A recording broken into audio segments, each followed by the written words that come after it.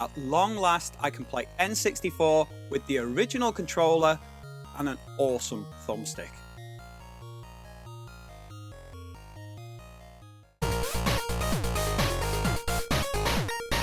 Hi and welcome back to the shed. I'm Joe Bleeps, and in this video we'll be taking a look at this replacement analog thumbstick for the Nintendo 64. It's made by Retrobit, it's a straight swap for the original parts, and it contains a Hall sensing joystick, which means we're not going to experience any drift. Should last us a long time, and the movement is super smooth in comparison to my scratchy old N64 original stick. In fact, on closer inspection, the actual stick itself is nothing like the original Nintendo 64 stick, and that's not necessarily a bad thing. It appears to be much more closely modeled on the GameCube thumbstick, and the GameCube controller is one of my favorite controllers of all time, so it's definitely an improvement in terms of this controller. Aesthetically, if you know what you're looking at, you will notice the difference, but it is quite a subtle mod. So anyway, how do you install it and what's it like to play with?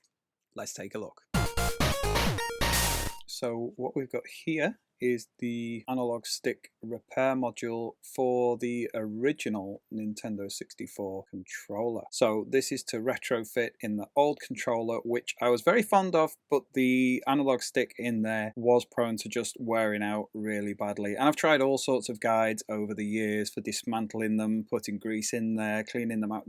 It never really worked. Now there's two advantages to this one. One is that you can replace it and it's a brand new joystick, but also it's got Hall effect potentiometers, which means no drift. Now, to be honest, drift was never really anything that caused me any problem with my Nintendo 64. However, it is good to know that these are built to last. So there's not an awful lot to say about this. It's supposed to be a straight swap. It's made by Retrobit. Inspired by our Tribute 64, we've brought you an improved analog stick for use on an original N64 controller. Utilize the full range on this Japanese-made stick that features Hall effect potentiometers that provide long-lasting performance and won't drift due to wear and tear. The comfortable thumb grip lets you game for hours without worrying about lasting effects. The replacement process is very simple and takes less than 5 minutes. It is a little bit different. It's more like a GameCube thumbstick, which isn't necessarily a bad thing. Anyway, I have got a controller which I want to replace.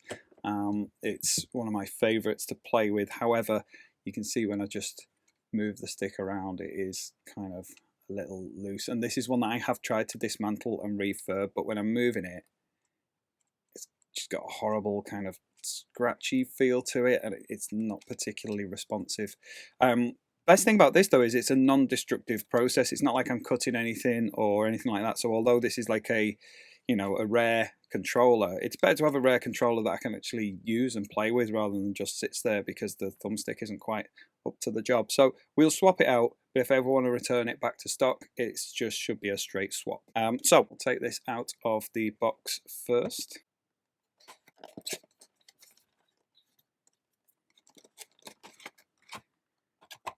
So it's just the box with a vacuum formed 2-layer insert and the joystick inside.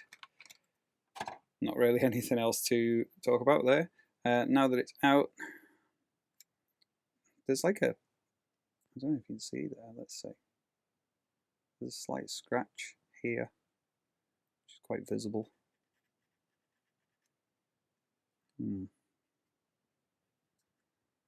Not the end of the world.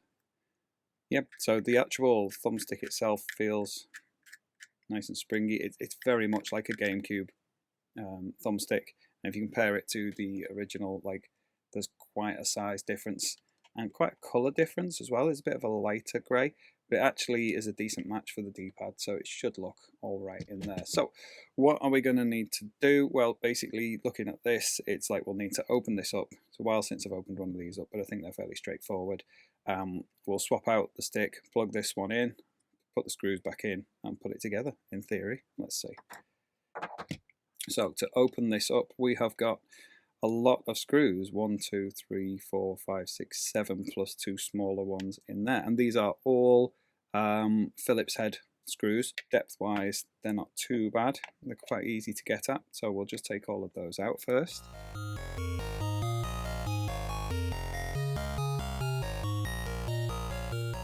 So you'd think it'd separate at this point, but there's also 2 small screws inside this kind of rumble pack section. And then that just pops off the back. And we can see our thumbstick here with the extra little button just attached on the top for the Z trigger or Z trigger, whatever you want to call it. So we will get these 3 screws out and we'll look at what we're swapping.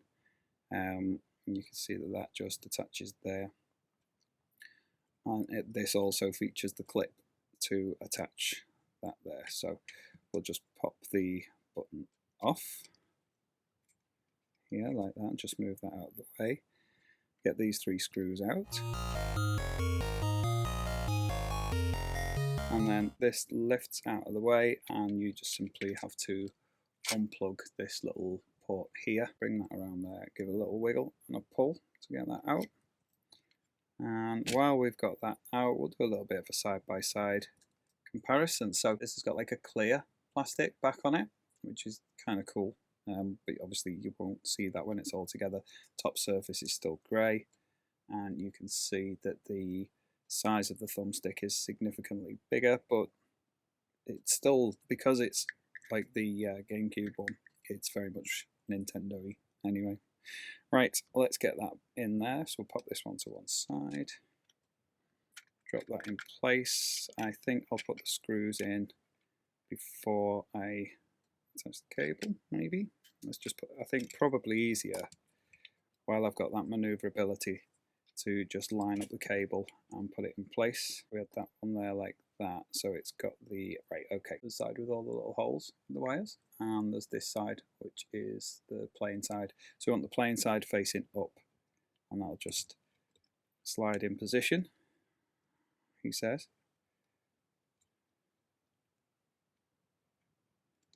Needed a little bit of force with my thumbnails, but it does go and line all the way up there. And that swings around, lines up in position here, and we've got those 3 small screws to go back in. So that's not these black ones from the outside, it's these 3 smaller silver ones. So just pop that one in there.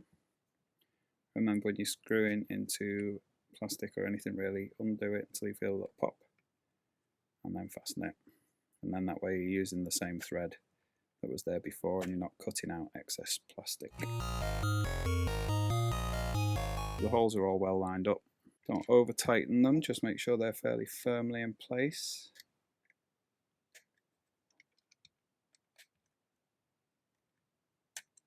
Right, now to get everything back in position on the inside, because we've got, like, the triggers fell out and things. So okay, so we need to get this clipped back in position, so that fits in the gap here with the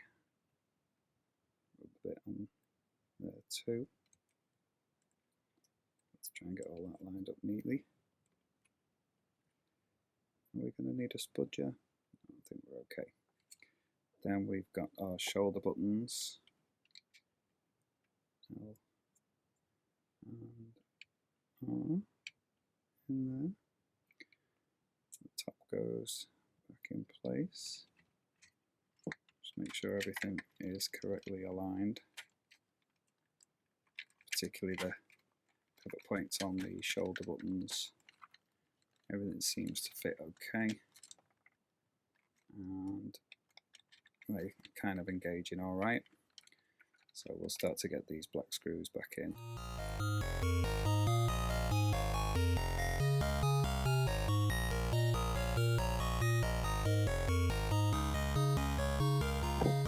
And we're done.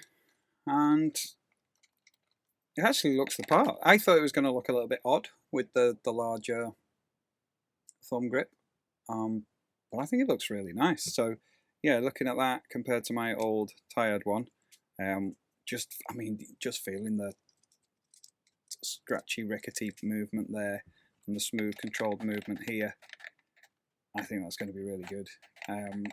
Obviously, I'll have to go and test it out, but in terms of first impressions and in terms of how easy that was to replace, it is definitely feeling like a worthwhile swap. And you're still using an authentic original pad but you've just got that improved control on the thumbstick. Love it.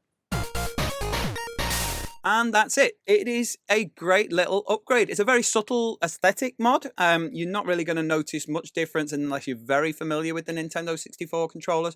But if you're used to playing on the original sticks and you get this in your hands, it feels massively different, and not in a bad way at all. It's much more like playing with the GameCube controller, and as I said earlier, I'm a big fan of that controller anyway. I gave it a bit of a workout, set up my N64, blasted through a bit of Mario Kart 64, played a bit of Star Wars Episode 1 Racer.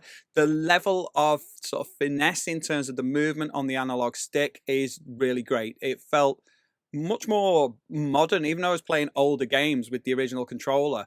Just the use of that thumbstick and the responsiveness of it, it did make a significant difference. So I am really pleased with it. I think it's well worth doing. And if you've got an old controller, particularly if you've got one with those wobbly thumbsticks in there, it is a really worthwhile upgrade. I bought the stick from ZedLabz. They've got them in stock there at the moment. If you choose to buy one using my affiliate link in the description, not only will you save yourself a bit of money on that and anything else that you order, but also you'll be helping support my channel. So if you choose to go that route, I would be very grateful. And that is it from me for now. If you enjoyed this, please take the time to click on the thumbs up and give it a like. Those likes do make a big difference in terms of traffic generated towards my little channel. So if you could do that, I would appreciate it. In addition to that, all the usual stuff. If you want to subscribe, sign up for notifications, leave a comment, chat to me about it. If you've got one of these sticks or you've tried them or you're thinking about getting them, if you've got any questions, get in touch in the comments. I'd appreciate that too. And this is Joe Bleeps signing off from the shed. If you want to keep watching me, there should be some more videos popping up for you here. Otherwise, I'll see you in the next one.